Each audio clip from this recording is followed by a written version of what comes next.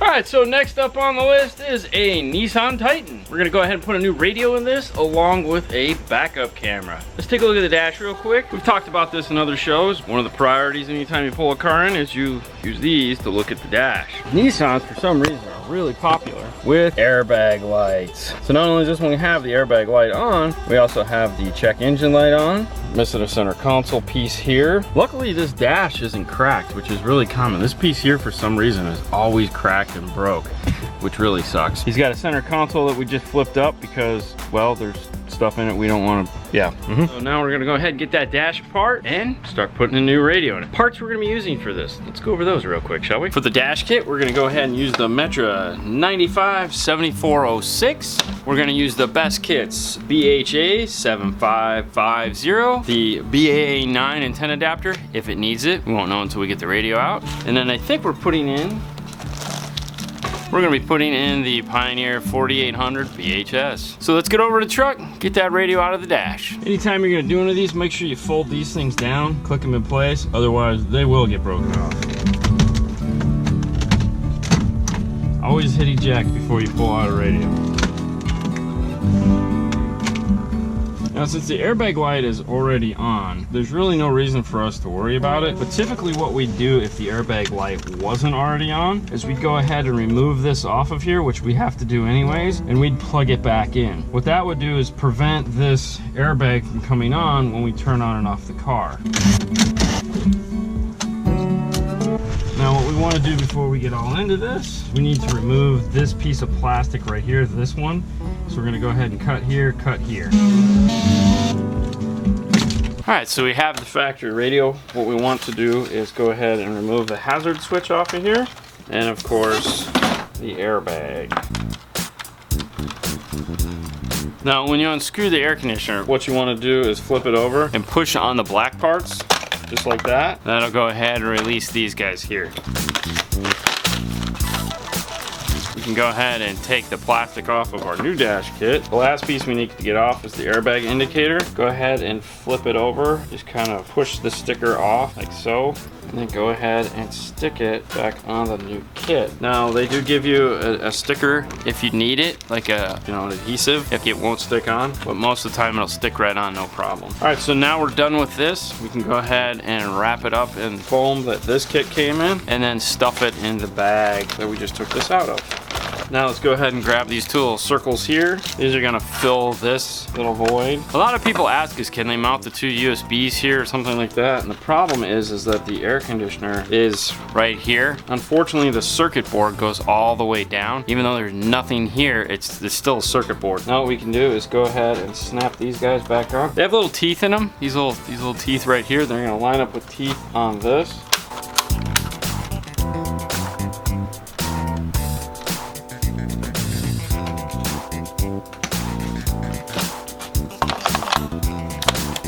So we've gone ahead and put all the clips on the back. We have the air conditioning knobs. Just turn them and make sure they don't rub. Hazard switch works. This is why we had to cut that, because it doesn't fit right after you do this kit. We just remove that portion, makes things fit a lot easier. All right, now let's get to mounting the radio and the dash kit. Alright, so with this kit, what you want to do is obviously slide these side brackets into it here, and then as you push the radio down, you want to make sure that you're pushing that this part of it stays level. This piece is movable, it's separate from the outside piece, so you want to make sure that you put your thumbs there and push it down level so that it's all flat along here. And then of course check your gapping. Now this is just going to take a standard size screw, doesn't need a tapered one or anything like that.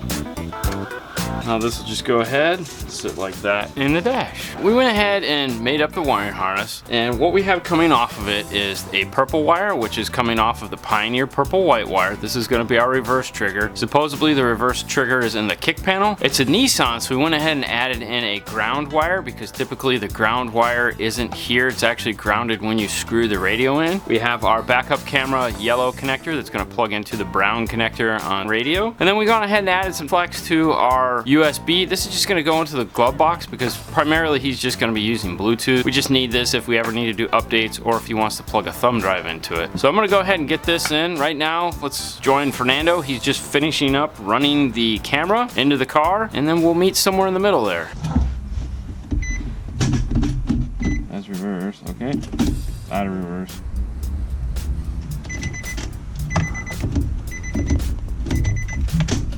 There you go. So what we ran into is that the kick panel did not pan out. There's supposed to be a green wire in the kick panel.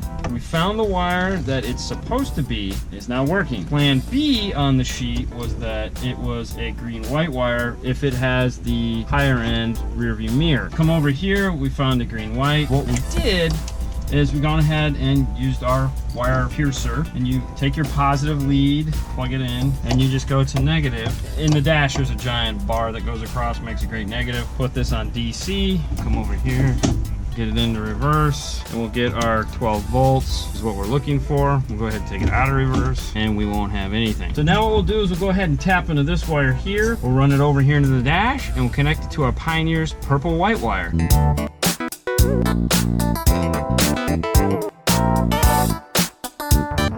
Our radio is working. Go ahead and change the color real quick. And go ahead and turn it off. And we'll snap our bezel back in place. This is when making sure that these things are flipped down is real important, because if you go to snap it back on with these up, they're gonna break. The other thing too is when you're snapping this back on, don't go crazy, because like I said, like when we were talking about, like this is typically broken on these, and when you really bang this, you can shatter this. All right, so the last thing we want to do is try to reset the factory airbag, and that's actually something you can do in one of these. There's a trick to it. So you turn the key on, wait for it right when it flashes the first time. As soon as it flashes, turn the key off, count to 7, turn the key back on, wait for it to flash, turn the key off, count to 7. Do it 3 or 4 times. It will reset the airbag light. So let's give it a try. And there we go, the airbag light is now off. Now, as long as it was something as simple as removing the radio, which caused it, because like there was a screw missing from behind the radio, so you know at some point somebody had pulled that factory radio out. Maybe they turned the key on, maybe this had, you know, it's 2004, so there's a lot that can happen between when this was made and now. So with this, we did our standard tag cam, but as you can see, the bezel here is missing, and the reason why is that at some point somebody rear-ended this truck and totally smashed this up here. Can you see it right Yeah, here? you can see it's pretty hokey. We weren't able to get the tag cam down in there, so lucky for us, the tag cam actually comes apart and turns into a bar cam. Now we went ahead and gave him all the pieces so that if he decides to get his bumper fixed, then we will be able to put it back to full tag cam on, no problem. All right, let's get in the car and take a look at the radio. All right, we're done with this one. We'll do the next one. You know, for the flattest state in the United States, we definitely have some of the biggest damn trucks. It's unbelievable. And this is a new one. Yeah? Yeah, it's an F150.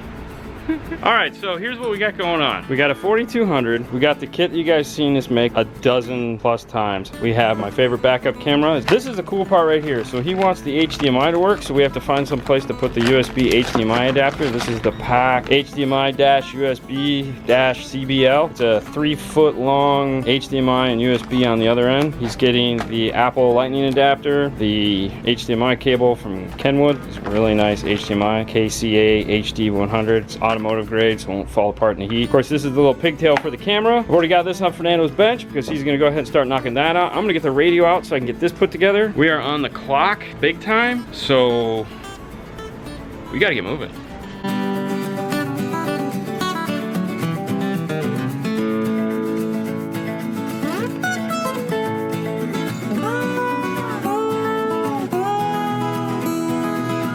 Plan is to, he's got on the dash this thing that says 12 volts, is to take this out and put this in place of it. You couldn't ask for anything better than that. It actually fit in perfect. Wow. Wow. Wow. Wow. That is exactly what it is. Wow. Wow. All right, so now I gotta do is just get the nut on the back and we're all set.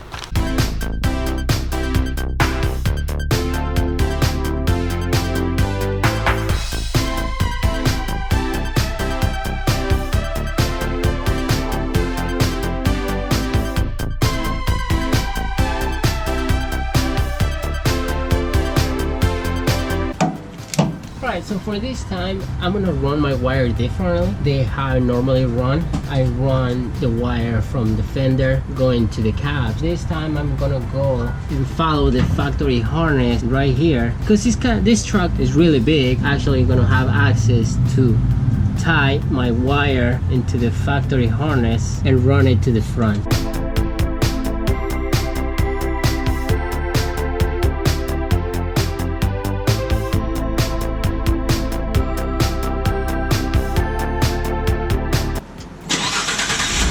Oh my goodness.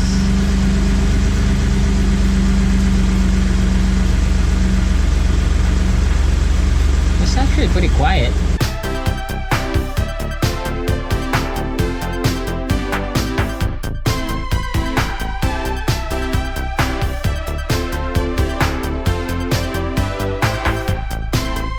When you get to this part of the dash kit where you have all this assembled back together, always take this into the car and test it out and make sure it works. Turn this all the way, make sure that the max AC light turns on, turn it all the other way, make sure the max heat comes on. You do have to hold this to get the max heat to come on. It doesn't, you know, it takes a second. Make sure all the buttons work, fan works. Most of all, make sure that it's blowing cold out of the vents. All right.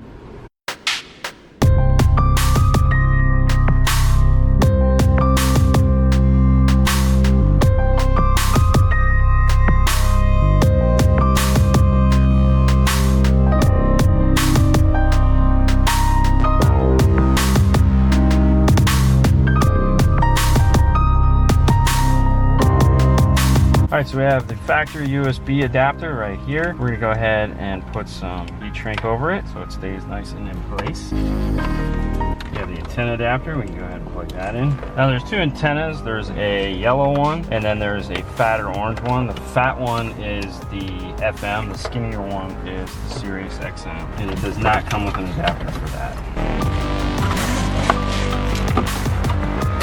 Now the radio gets moved up to this top pole, so you just gotta kind of work the cables up that way.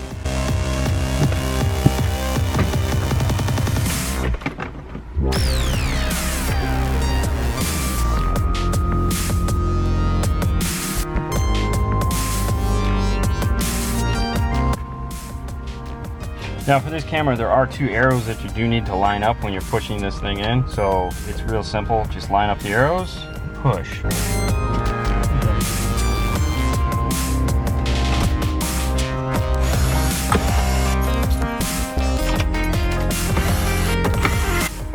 What's the weather like today? It's currently partly cloudy and Hey, put your foot on the brake. Perfect. All right. So the backup camera works, all the buttons work on the steering wheel control. For this one, you don't have to do any reprogramming if you don't want to. There was enough buttons from the factory. They filled up all the holes. There are a ton of screws. So what we like to do is just put them all back in. That way we don't have to put them in the box and let them roll around.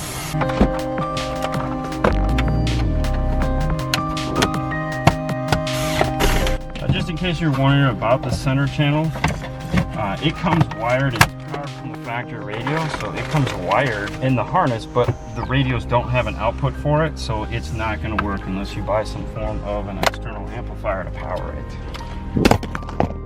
All right guys, with that final snap, we're done. This car is out of here. We'll see you guys on the next one. You guys have a great night as always. Fernando, we'll see you later. See you later. Bye.